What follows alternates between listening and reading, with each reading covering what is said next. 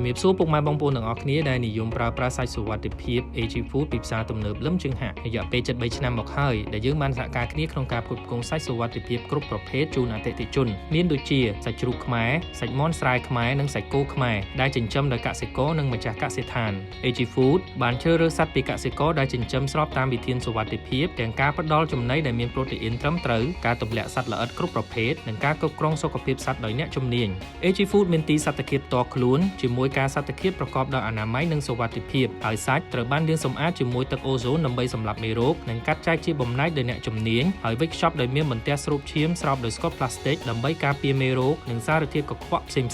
សាច់ត្រូវបានដឹកជញ្ជូនដោយរថយន្តត្រជាក់បិទជិតមិនប៉ះពាល់ជាមួយធូលីដីឬខ្យល់ពេលកំពុងដឹកជញ្ជូនដើម្បីរក្សាភាពស្រស់របស់សាច់គ្រប់ពេលវេលាជាមួយនឹងផ្សារទំនើបធម្មជាតិលឹមជើងហាក់ដែលជាផ្សារទំនើបផ្ដល់សេវាកម្មលក់ផលិតផលធម្មជាតិគ្រប់ប្រភេទយើងមិនត្រឹមតែផ្ដល់ជូនអតិថិជននៅសាច់សុវត្ថិភាពប៉ុណ្ណោះទេប៉ុន្តែថែមទាំងបានរួមចំណែកក្នុងការជួយលើកតម្កើងជីវភាពកសិករខ្មែរតាមរយៈការផ្ដល់ទីផ្សារសាច់សុវត្ថិភាពផងដែរជាមួយនឹងសេវាកម្មទិញទាំងផ្ទាល់និងអនឡាញយើងធានាថាលោកអ្នកនឹងទទួលបានសាច់ស្រស់មានសុវត្ថិភាពនិងគុណភាពខ្ពស់ជារៀងរាល់ថ្ងៃ AG Food កសិផលសុវត្ថិភាពគុណភាពល្អបំផុតរបស់កម្ពុជា